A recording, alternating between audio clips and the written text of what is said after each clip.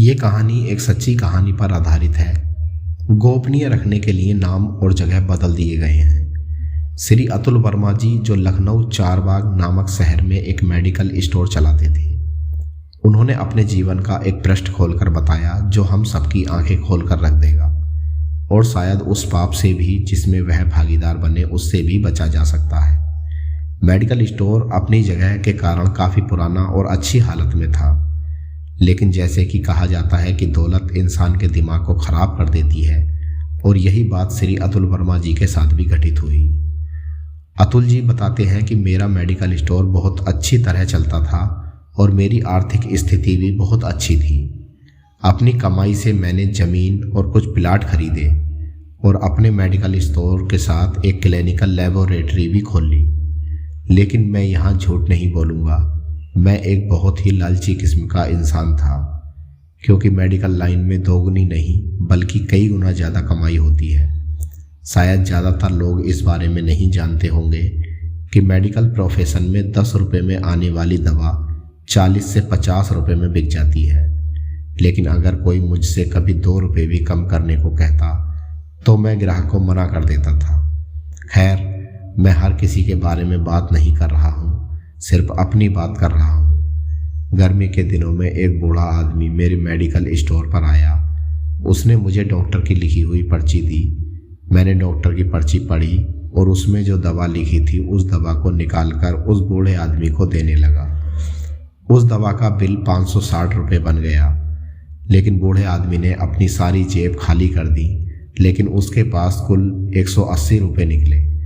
मैं उस समय बहुत ही गुस्से में था, क्योंकि मुझे काफ़ी समय लगा उस बूढ़े आदमी की दवा निकालने में और ऊपर से उसके पास दवा के पूरे पैसे भी नहीं थे। बूढ़ा आदमी दवा लेने से मना भी नहीं कर पा रहा था, शायद उसे दवा की सख्त ज़रूरत थी। फिर उस बूढ़े आदमी ने कहा, मेरी मदद करो, मेरे पास कम पैसे हैं और मेरी पत्नी बीमार है। हमारे बच्चे भी हमारा साथ नहीं देते हैं और ना ही हमें पूछते हैं। मैं अपनी पत्नी को बुढ़ापे में इस तरह मरते हुए नहीं देख सकता। लेकिन मैंने उस समय उस बूढ़े आदमी की बात नहीं सुनी और उससे दवा वापस ले ली। यहाँ मैं एक बात कहना चाहूँगा कि सच में उस बूढ़े आदमी की दवा की कुल कीमत 120 रुपये ही थी। अगर मैंने उससे 150 रुपये भी ले लिए होते तो भी मुझे 30 रुपये का फ़ायदा होता, लेकिन मेरे लालच ने उस बूढ़े लाचार आदमी को भी नहीं छोड़ा। फिर मेरी दुकान पर खड़े एक दूसरे ग्राहक ने अपनी जेब से पैसे निकाले और उस बूढ़े आदमी के लिए दवा खरीदी। मतलब उस ग्राहक के दिल में उस बूढ़े आदमी के लिए दया आ गई, लेकिन मेरे दिल में नहीं। इस बात का मुझ पर कोई असर नहीं हुआ। मैंने पैसे लिए और दवा बूढ़े आदमी को दे दी। वक्त बीतता चला जा रहा था। मेरे इकलौते बेटे को ब्रेन ट्यूमर हो गया।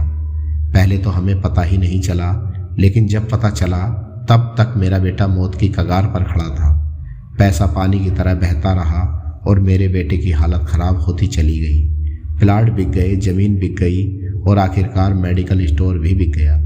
लेकिन मेरे बेटे की हालत बिल्कुल नहीं सुधरी। उसका ऑपरेशन भी हुआ और जब सब पैसा खत्म हो गया तो आखिरकार डॉक्टर ने मुझे अपने बेटे को घर ले जाने और उसकी सेवा करने के लिए कह दिया। उसके कुछ दिन बाद मेरे बेटे की मौत हो गई। मैं ज़िंदगी भर कमाने के बाद भी उसे बचा नहीं सका। फिर मुझे भी लकवा मार गया और मुझे चोट भी लग गई। आज जब मेरी दवा आती है तो उन दवाओं पर खर्च किया गया पैसा मुझे बहुत काटता है, क्योंकि मैं उन दवाओं की असली कीमत जानता हूँ। एक दिन मैं कुछ दवाई लेने के लिए एक मेडिकल स्टोर पर गया और 100 रुपये का इंजेक्शन मुझे 700 रुपये में दिया गया, लेकिन उस वक्त मेरी जेब में 500 रुपये ही थे। मेडिकल स्टोर वाले ने पूरे पैसे मांगे। पैसे पूरे ना होने की वजह से उसने मुझसे इंजेक्शन वापस ले लिया और मुझे इंजेक्शन लिए बिना ही वापस आना पड़ा। उस वक्त मुझे उस बूढ़े आदमी की बहुत याद आई और मैं घर चला गया।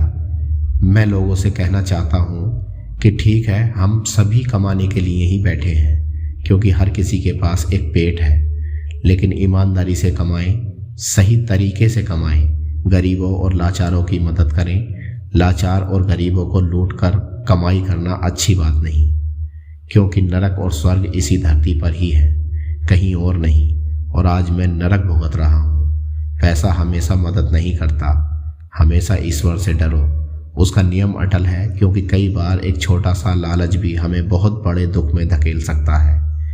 बेईमानी का पैसा पेट की एक एक आंत फाड़कर बाहर निकलता है।